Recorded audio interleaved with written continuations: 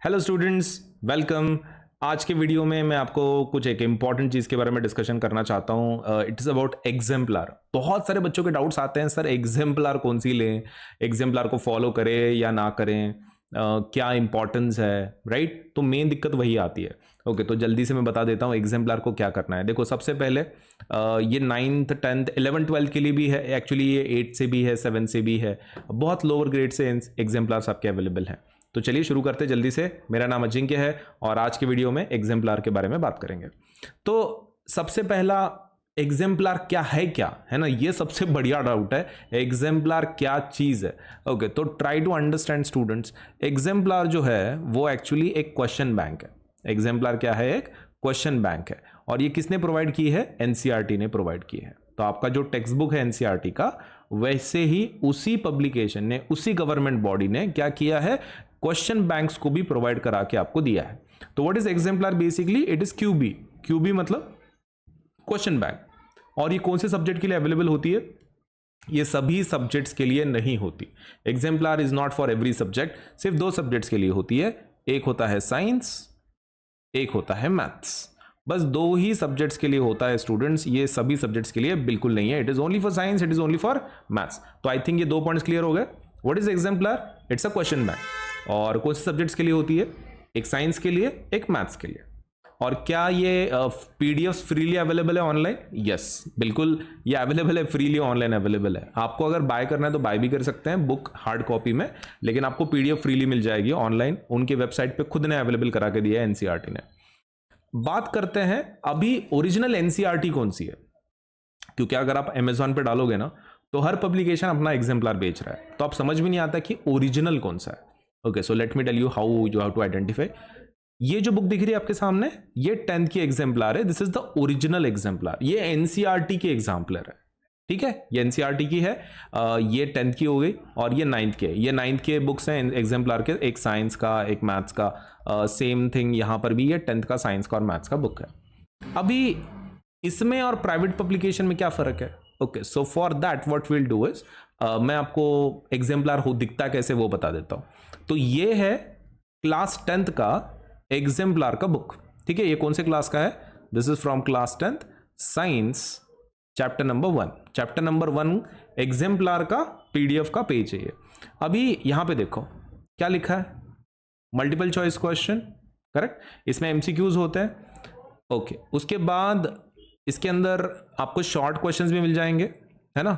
आपके एमसीक्यूज के बाद क्या मिलता है? शॉर्ट आंसर क्वेश्चंस भी मिलते हैं, करेक्ट। पहले एमसीक्यूज, फिर शॉर्ट आंसर क्वेश्चंस, और उसके बाद आपको क्या देखने को मिलता है? लॉन्ग आंसर क्वेश्चंस भी देखने को मिलता है। तो मतलब ये 3 पार्ट्स में डिवाइडेड है इनका क्वेश्चन बैंक। क्वेश्चन बैंक है ना ये, तो ये कितने पार्ट्स में डिवाइडेड है? 3 पार्ट्स में। First is MCQ, second is short answer, third is long answer. 3 parts में डिवाइडेड है। क्वेश्चन की क्वालिटी बहुत ही ज्यादा अच्छी है। आपके एग्जाम में डायरेक्ट क्वेश्चंस इसमें से आ सकते हैं, तो आपको ये प्रिपेयर तो करना ही करना है, क्योंकि हाई क्वालिटी के क्वेश्चंस है, सेलेक्टेड बाय एनसीईआरटी, है ना। जो आपकी बुक्स बनाती है उन्होंने ही ये दिया है। तो मुझे लगता है ये सबसे ज्यादा इंपॉर्टेंट है, and this is very much true even for JEE, even for NEET, है ना। तो बोर्ड के लिए तो डेफिनेटली एप्लीकेबल है, तो पढ़ना है इसको। लेकिन आप देख सकते हैं इसका कोई आंसर नहीं दिया है इन्होंने, कोई डिटेल्ड एक्सप्लेनेशन नहीं है, कुछ आंसर्स नहीं है।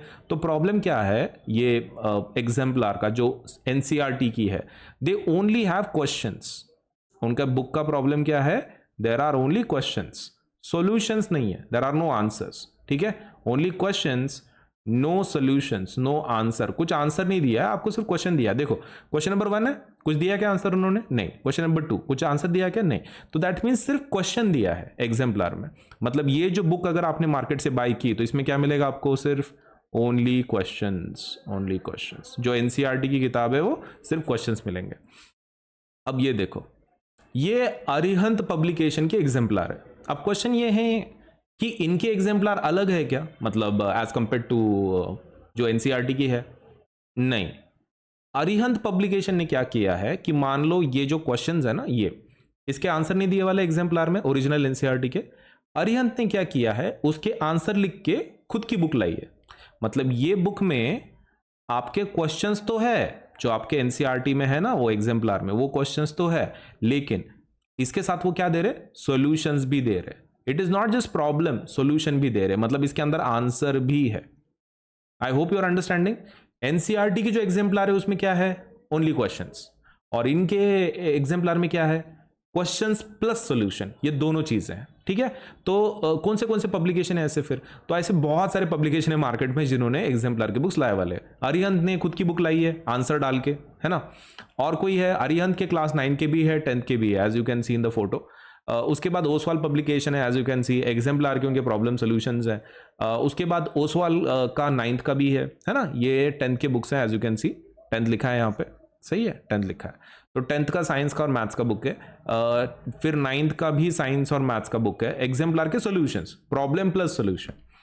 एडुकार्ट का भी है, एडुकार्ट का भी 10th के बुक्स हैं। 9th के suppose let's say I was not able to find, तो मुझे लगता है 9th के बुक्स है नहीं अवेलेबल अभी तक मार्केट में, लेकिन 10th के बुक्स तो हैं। मतलब जब ये वीडियो बन रहा है तो ड्यूरिंग दिस टाइम 9th के बुक्स मुझे मिले नहीं, 10th के एडुकार्ट के बुक्स अवेलेबल हैं अमेजॉन पे। हो सकता है एक तो बुक्स नहीं है या फिर अमेजॉन पे अवेलेबल नहीं है।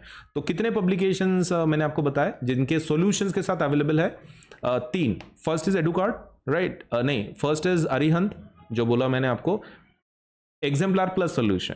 उसके बाद ओसवाल का भी है, राइट, एंड तीसरा कौन सा है, एडुकार्ट। अब इसमें से चीपेस्ट कौन सा है, एकदम सस्ता वाला, सबसे ज्यादा बिकने वाला इसमें से बुक कौन सा है? देखो, आंसर तो बहुत सारा चेंज नहीं होता है ना। ओसवाल आंसर लिखें, एडुकार्ट लिखें या फिर अरिहंत लिखें, ज्यादा तो आंसर चेंज होता नहीं, आंसर तो ऑलमोस्ट सेम ही होता है ना। क्वेश्चन सेम है तो आंसर भी सेम होगा, बच्चों का लॉजिक। तो इसमें से जो सबसे ज्यादा बिकने वाला बुक है वो है अरिहंत का। द मेजर रीजन इज, एक तो ना ये जो बुक है ना सबसे चीपेस्ट है, मतलब मार्केट के अंदर अगर सबसे सस्ता कोई किताब है ना एग्जाम्पलर का तो यही है। तो सबसे चीप, एकदम कम प्राइस में आपको मिल जाएगा, तो that will be very great, right. एकदम चीप, एकदम लो कॉस्ट पे आपको ये बुक मिल जाएगा, ग्रेट। तो ये उसका एडवांटेज है, बाकी आंसर तो सेम ही रहता है, ठीक है। तो अगर आप ओसवाल के साथ ये हैं कंफर्टेबल हैं, आप उसके साथ जाएं, कोई दिक्कत नहीं है ना। आप एडुकार्ट के साथ भी जा सकते हैं अगर आप उसके साथ कंफर्टेबल है तो। आपके हो सकता है ना बाकी के बुक्स एडुकार्ट के हो या फिर बाकी के बुक ओसवाल के हो, तो आप उसके साथ जाओ, कोई दिक्कत नहीं है। मैं आपको खाली सजेशन दे रहा हूं कि बाबा बच्चे एक अरिहंत इसलिए लेते हैं क्योंकि उसका कॉस्ट कम है, चीप है, तो इसलिए बच्चे लेते हैं, तो उसका एडवांटेज है वो। आंसर तो ऑलमोस्ट सबके सेम ही होंगे। तो फाइनल वर्डिक्ट क्या है, फाइनल वर्डिक्ट क्या है, अब वो आपके ऊपर है, कौन सा एग्जाम्पलर लेना है वो आपका चॉइस है। कुछ बच्चे क्या करते हैं ना, जो टॉपर्स होते हैं वो क्या करते हैं, उनको आंसर नहीं चाहिए रहता है, क्वेश्चन के नीचे आंसर अगर दिखा तो उनका, सपोज कुछ जो होशियार बच्चे रहते हैं ना, जो पढ़ाई ज्यादा करते हैं, उनको अच्छा नहीं लगता, they want the answer separate, answer उनको नीचे नहीं चाहिए, उनका वो क्या बोल सकते हैं, उनका वो जो लिंक है वो टूट जाता है। तो दे वांट समथिंग की जो खाली क्वेश्चन हो, आंसर ना हो। तो अगर वैसा आपका कुछ है सीन कि आपको सिर्फ क्वेश्चन चाहिए, आंसर नहीं चाहिए, तो एक काम कर लो भाई, आप एनसीईआरटी की ओरिजिनल बुक यूज कर लो। ओरिजिनल मतलब ये जो थी ना, ये बोला मैंने, इसमें खाली क्वेश्चंस है, कुछ आंसर नहीं, कुछ नहीं है, राइट। तो ये आप यूज कर सकते हैं। दूसरा, अगर आपको आंसर के साथ चाहिए तो फिर आप प्राइवेट पब्लिकेशन के साथ जा सकते हैं, है ना। प्राइवेट पब्लिकेशन के आपको मैंने 3 ऑप्शंस दे दिए, कौन से, अरिहंत एक दे दिया, ओसवाल एक दे दिया, एडुकार्ट एक दे दिया। अब इसमें से कौन सा लेना आपका चॉइस है। तो मुझे लगता है कि आज के वीडियो में I was able to clarify everything, correct, पूरी तरीके से बता दिया मैंने क्या करना है क्या नहीं करना है। अब इसमें से आप चूज करें। Thank you so much. Unacademy store festival के बारे में भी थोड़ा सा बता देते हैं आपको। अनअकैडमी स्टोर फेस्टिवल, इसमें 50% ऑफ मिलेगा आपको। You have to cut cost, not the classes को आप जरूर करें, है ना। कॉस्ट हम लोग कट कर देते हैं आपके लिए, 50% ऑफ है। और ये फेस्टिवल सितंबर 22 को एंड हो जाएगा। इसके डिटेल्स इस वीडियो के डिस्क्रिप्शन में है। Thank you.